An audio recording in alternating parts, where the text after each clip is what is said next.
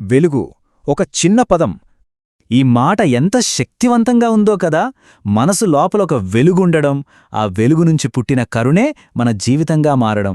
అంటే వెలుగు కేవలం చూడ్డానికి కాదు, అది మన జీవన విధానంగా మారాలి అని దీనర్థం. సరే, మరి మొదటి అంశమేంటంటే హృదయంలో ఒక వెలుగు. మనందరి లోపల ఉండే ఈ మార్గవర్షక జ్యోతి ఈ తత్వశాస్త్రానికి ఎలా కేంద్రబిందువో ఇప్పుడు చూద్దాం. మనకు భయం వేసినప్పుడు దారి చూపే దీపంలా, మనసులో కోపం పెరిగినప్పుడు దాన్ని కరిగించే శాంతిలా పనిచేస్తుంది. ఇంతకీ ఈ వెలుగు మార్గాన్ని మనందరికీ పరిచయం చేసింది ఎవరు? ఆయన గురించి, అంటే వల్లలార్ గురించి ఇప్పుడు తెలుసుకుందాం. గొప్ప సాధువు, కవి కూడా. ఆయనే ఈ వెలుగు కరుణా మార్గానికి ప్రవక్త. ప్రేమ, దయ అనే పునాదుల మీద దీన్ని నిర్మించారు.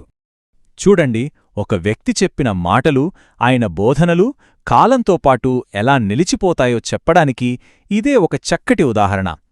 వల్లలార సందేశం ఆయన స్థాపించిన ఇలాంటి నిర్మాణాల ద్వారా ఈరోజుకీ సజీవంగా ఉంది. సరే, ఇప్పుడు వల్లలార్ తత్వశాస్త్రంలో అత్యంత ముఖ్యమైన అంశం గురించి చూద్దాం. అదే జీవకారుణ్యం. అంటే ఆ మహాకరుణను ఆచరణలో ఎలా పెట్టాలో చెప్పే మార్గం. అసలు జీవకారుణ్యం అంటే ఏంటి అంటే, సింపుల్గా చెప్పాలంటే కేవలం దయ చూపించడం కాదు. ప్రతి జీవిలోనూ మనలో ఉన్న అదే దైవికమైన కాంతిని గుర్తించడం. ఆ గుర్తింపు నుంచి పుట్టేదే అసలైన కరుణ. ఇప్పుడు మనం వ్యక్తిగత కరుణ నుండి ఇంకొంచెం ముందుకు వెళ్దాం. ఈ జీవవృక్షం చిత్రం మనకొక బలమైన సందేశాన్నిస్తుంది.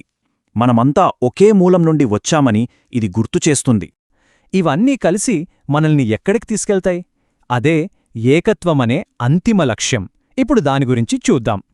చివరిగా వల్లలార్ మార్గం యొక్క అసలు లక్ష్యం ఇదే: విశ్వప్రేమ మరియు ఏకత్వం. అన్ని ప్రాణుల పట్ల కరుణ చూపించడం ద్వారా ఆ ఆధ్యాత్మిక ఏకత్వాన్ని అనుభవించడమే ఈ ప్రయాణం యొక్క సారాంశం. మొత్తం మీద మనం చెప్పుకోవాల్సిన ముఖ్యమైన విషయమేంటంటే, కరుణతో బ్రతకటమే ఒక ఆధ్యాత్మిక ప్రయాణం. జీవకారుణ్యమే అసలైన పూజ. అదే మనందర్నీ ఏకత్వానికి దారి చూపిస్తుంది.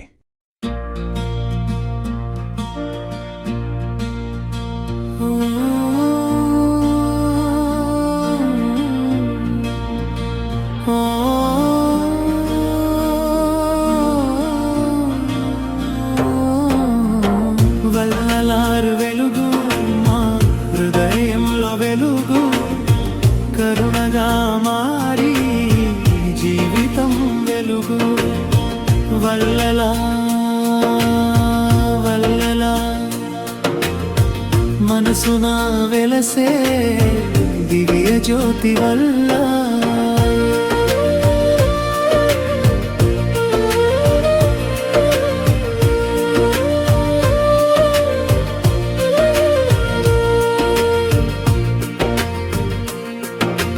కోపం కరిగే వేళ నీవే వెలుగు, భయం తొలగే వేళ నీవే వెలుగు, ఆకలి తీర్చే చెయ్యి నీవే వెలుగు, అన్నదానంలో వెలసే వల్లలారా. వల్లలార్ వెలుగు, మా హృదయంలో వెలుగు, కరుణగా మారి జీవితం వెలుగు. వల్లలార్ మనసున వెలసే దివ్య జ్యోతి వల్ల.